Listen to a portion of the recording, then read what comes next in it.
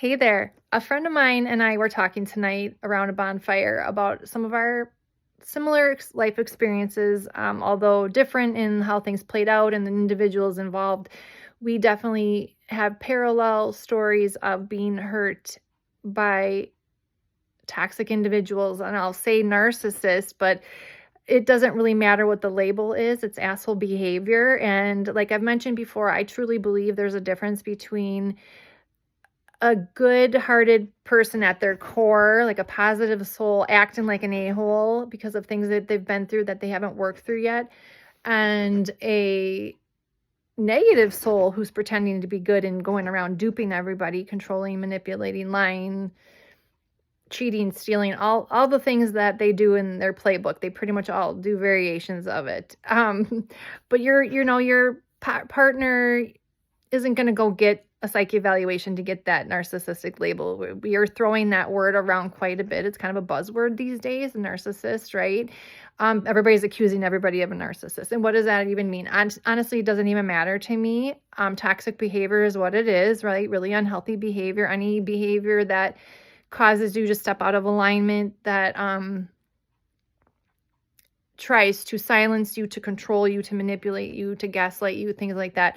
And we were talking about some of our shared experiences, and wow, the years of our lives combined that we both have wasted with toxic individuals. Like, it would have been super nice to know, like, if the person that I was considering marrying or future dating partners or friends even, or your own kids or family, to find out if they are a negative or positive soul. And it's not even really necessarily about good and bad. It's just negative souls have chosen to detach from their conscience and their like divine energy. We all have energy, our spirit, and we are connected to source energy. That's how I feel. And from the things I've studied and learned, it makes a lot of sense to me that there's kind of like a spiritual battle going on, like a negative and positive souls kind of attracting in this life to teach each other lessons. And I don't know that negative souls really learn many lessons from the positive soul. It's mostly the positive soul. It seems like they're learning lessons, but who knows? I mean, negative souls, I haven't seen a ton of negative souls, narcissists, like self-reflecting and changing their behavior and like becoming a better person from a like empath type of soul. But anyways, it's not so much about the positive and or the good and the bad. It's about the positive and negative. Like, positive individual souls have chosen to continue to receive divine source energy. They listen to their conscience. They still have empathy to a certain degree. Now, that range could be really small, but overall, they're still keeping their soul energy vibrant and alive by connecting with source energy. And negative souls have chosen not to do that. So they do literally need to draw energy from their environment to survive. That's why you hear a lot of like the term energy vampires. Kind of sounds a little extreme, but it is kind of, if you've ever been around somebody like that, they just like suck the life out of you. They suck the energy out of you. It's something about them, like you're around them and they just drain you after. And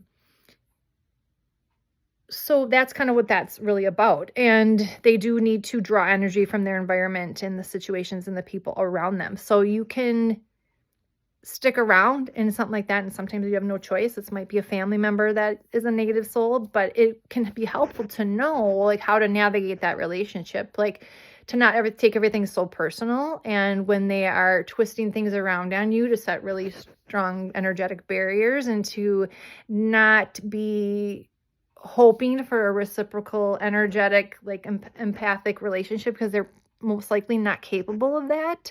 And knowing that can be really helpful. And also it can be really helpful to know that just as you're dating, like, is this person a positive or negative soul? Do I even want to bother getting into a relationship like that? Or if you start to see red flags in a relationship, like things start to feel off. That's what happened with me. Like, my gut was telling me something was off, like things didn't add up, and I could never really pinpoint anything like strong enough to be a reason to leave. And so I just stayed, and I kept stuffing down my intuition until it got to the point where it was so loud, and I was literally praying for God to show me who this person really was. Like, I just didn't feel right, and I was sad and bummed out, and the relationship was just very unhealthy. But then it was revealed to me, and I was shown who the person really was. But then I went on a deep dive of like discovering so many things that were kind of happening behind the scenes that I had no idea about. Some negative souls are very skilled at drawing energy from their environment in a real sneaky way. They've learned the game of being intuitive and sensing and reading people very well. And they're not as easy to detect, and they're the more dangerous ones. So super easy way to find out early on before you enter into a relationship or a business partnership or friendship is to find out if the person's soul quality, positive or negative. It can really be the best indicator, and can save you years of your life, years of trauma, because I'm not kidding you. It just was kind of depressing listening to both of us share, and the hurts that we've been through, and like the damage that's been done, not only to our own selves, but a ripple effect out into the people around us that, we spent so much of our time and energy sucked into these toxic relationships that it just drained the life out of us, and we weren't able to give then as freely to our children or our other loved ones. And just the damage it causes, like the ripple effect damage. And if you could stop the cycle and just find out right away, like whether or not you're dealing with somebody who still has a conscience and some empathy and you can work with, at least in life. Life is hard enough than to be with somebody that's going to be working against you. And I'm not kidding you.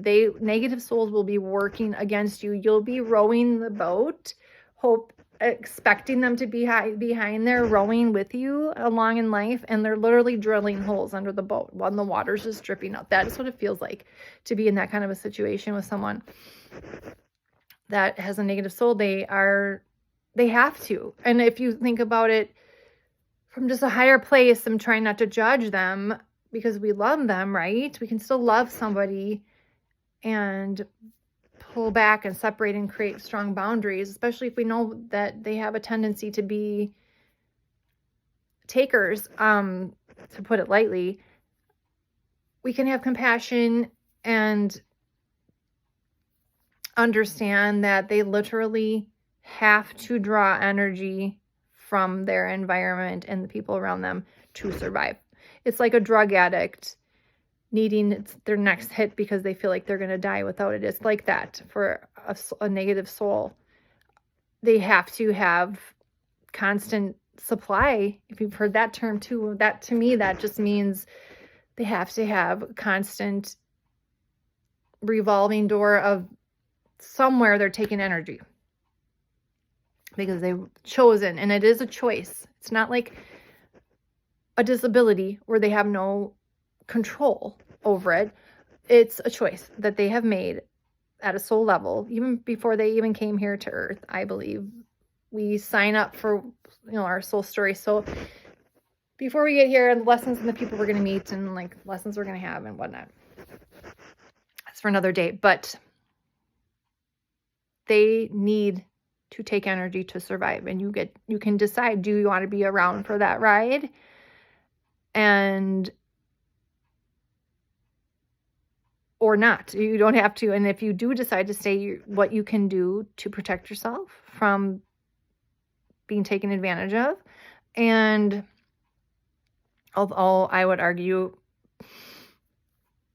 every time I do these videos, I get tired.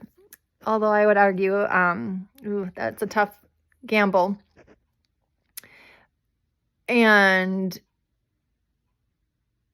Or if you're going to leave, right, and walk away and just decide to avoid the headache altogether and years of possible trauma.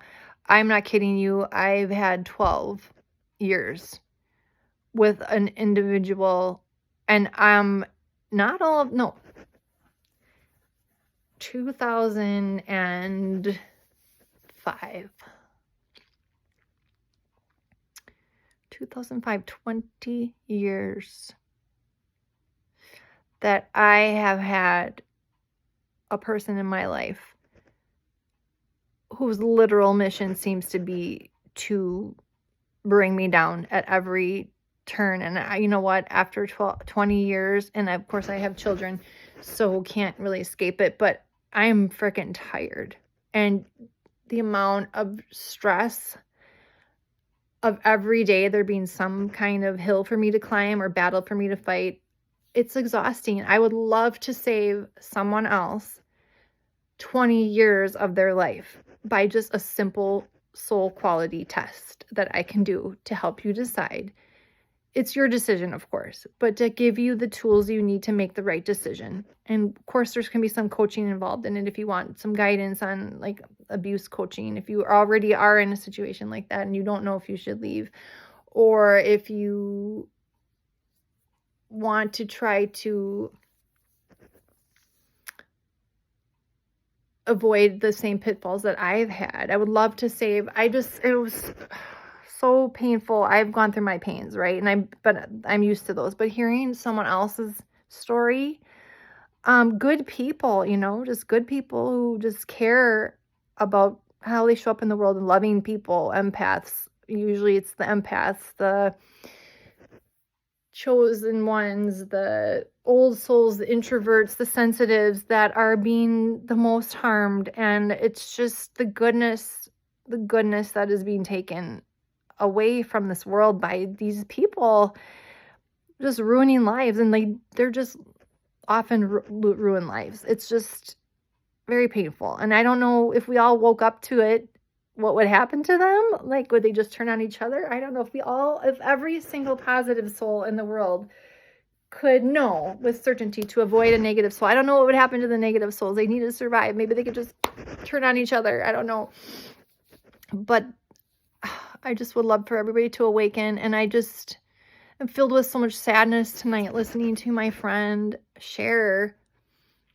And they're just forever changed from it, and they're still trying to pick up the pieces of their life and put themselves back together. But to be honest with you, you really can't ever put yourself back together the same way you were before you met. It's like the life you had before the narcissist or the negative soul and the life you have after. There's like no in between. It's just night and day difference. And it's of course a slow trickle. Usually they don't come out right out with their negative traits right away. It's a slow trickle of you slowly dying, your soul like slowly dying, and your body shutting down because you can only handle so much stress and mental health issues and just emotional toil every day. I'm in the thick of it right now. I'm just climbing out my most recent pit that I've been thrown into, but I'd love to save you and free you from that. Be wise out there, everybody. And there is no great way to know. Setting boundaries in the beginning is a good, you can try it. It's telling the narcissist no to see how they respond. That's can be a good indicator. Oftentimes they do show their colors right in the beginning, right? But then they also show their nice things too, and it draws you back in, and it's hard to know. Or, but if they're really skilled, they might be really good at the long game, where no matter what you do in the beginning isn't going to faze them. They are willing to go years, months and years of grooming somebody, love bombing them to get them right where they want them. And then when they feel like they have them locked in and they're good and the person is like committed, then all of a sudden they start to see red flags. So it depends on the range, the strength of that negative soul. Kind of like how there's this autism spectrum. There's a spectrum of all kinds of things. Okay, there's a spectrum of this too, I really truly believe. And if a soul has been around long enough, I feel like they just get more and more powerful and more intuitive in a negative way. So if I can help you with that, I would love to help more people avoid the same pitfalls that I had to go through, and so many of my friends and loved ones that in my community of people that have been through it. It would be great It's a soul quality test. I can do it for you. Reach out to me at thezenzone@mail.com. Please be safe out there. Protect your heart. Guard your heart. If your intuition feels off, if your gut feels off, there's a reason for it. Listen to it. And if you're not sure and you need guidance and you think you're right on the money with something, but you just can't prove it, I can do the soul quality test for you. Boom. Done. Easy. So simple. Simple way. I mean, it's complex, but it's a simple thing instead of years of therapy and trying to figure it out all on your own out there. Right. Well, reach out, thezenzone@mail.com.